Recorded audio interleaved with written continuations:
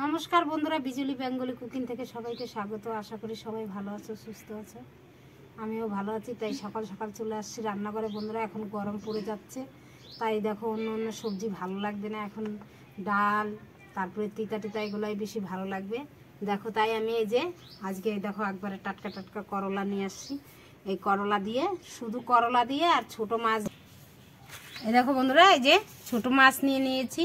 এটা কিন্তু স্বাস্থ্যকর খাবার বন্ধুরা, পুষ্টিকর খাবার, শরীরের পক্ষে খুবই উপকারীও।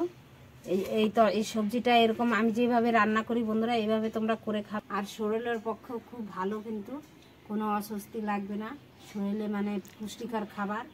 এই যে এটা দিয়ে শুধু আর কিছু দিব না বন্ধুরা, শুধু এই করলা দিয়ে আর এই মাছ দিয়ে রেসিপি করব। এখন দেখো যে মাছগুলো কেটে ধুয়ে নিয়ে আসছি। আমি যে এই অবস্থায় ধুয়ে নেব ভালো করে, উস্তা কাটার পরে আর ধুবো না বন্ধুরা। তোমরা সবসময় ছোট উস্তাটা কিনবে। এই ছোট ছোট করলাগুলো কিন্তু খেতে খুবই ভালো লাগে। কেউ উস্তা বলো, কেউ করলা বলো। আমি উস্তাও বলি, করলাও বলি, দুটাও বলি। যখন যেটা খুশি তখন সেটাই বলি। ছোট করলাগুলো কিন্তু খেতে খুব টেস্টি আর তিতা কম লাগে। এই যে বন্ধুরা কেটে নিয়েছি দেখো করলাগুলো। আর একটা মশলা তৈরি করে নেব।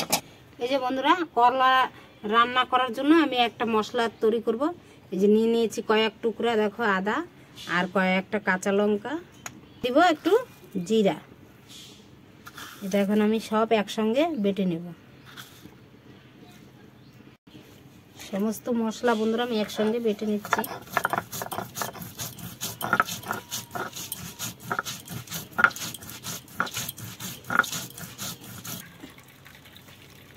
বন্ধুরা আমি মশলাটা করে নিয়েছি।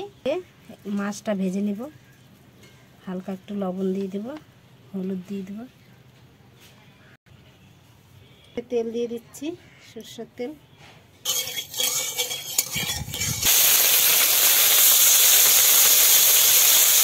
মাছটা ভাজা হয়ে গেছে, খুব কড়া ভাজবো না। কড়াইতে দিয়ে দেব তেল, দিয়ে দেব একটু জিরা, দিয়ে দেবো একটু রাঁধুনি,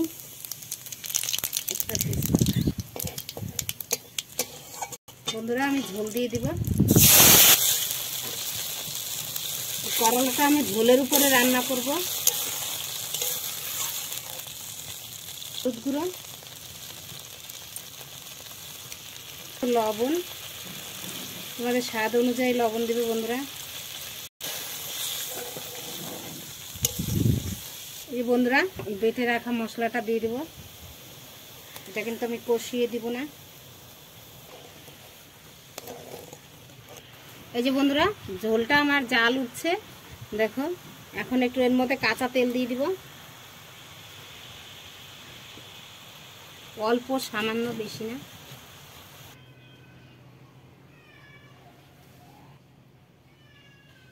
ঝোলটাকে ভালো করে ফুটাতে হবে। তারপরে করলা দিয়ে বেশি জ্বালাবো না, তাহলে তিতা লাগবে আর নাড়তে হবে না।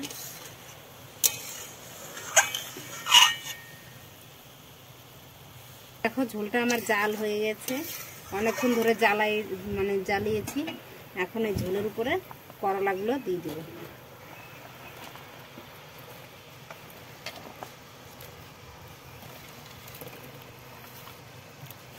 এইভাবে রান্না করবে বন্ধুরা। আর এইভাবে করলা দেওয়ার পরে বেশি নাড়বে না, তাহলে দেখবে একটুকু তিতা লাগবে না। সবাই খাবে, ছোট থেকে বড় সবাই। করলা ঢেকে রান্না করবে না, তাহলে তিতা লাগবে। আর খুন্তি দিয়ে যত কম নাড়তে পারবে তত তিতা লাগবে না। আর যদি বেশি নাড়ো তাহলে তিতা লাগবে। এইভাবে রান্না করবে, ছোট থেকে বড় সবাই খাবে। আর দেখবে এই একটা তরকারি দিয়ে নিমেষে এক থালা ভাত শেষ হয়ে।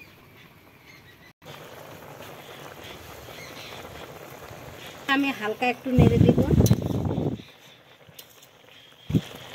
আর এইভাবে নাড়বে না ঘন ঘন, তাহলে তিতা লাগবে। এখন মাছগুলো দিয়ে দিব, কিন্তু খুব ভাজবে না বন্ধুরা, হালকা ভাজবে, তাহলে দেখবে খেতে খুব দুর্দান্ত লাগবে।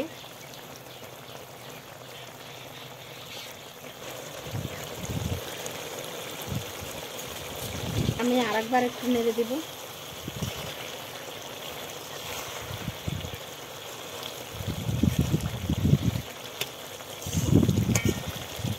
আর খুব আওয়াজ করবে না, এই বন্ধুরা আমার তরকারিটা কিন্তু হয়ে গেছে। দেখো করলাগুলো কিন্তু সবুজ সবুজ আছে, আবার তার মধ্যে দেখো এই দেখো সিদ্ধ হয়ে গেছে, একবারে সিদ্ধ হয়ে গেছে বন্ধুরা। করলা রান্না হবে তার মধ্যে সিদ্ধ হয়ে যাবে, আবার গায়ের রং সবুজ সবুজ থাকবে।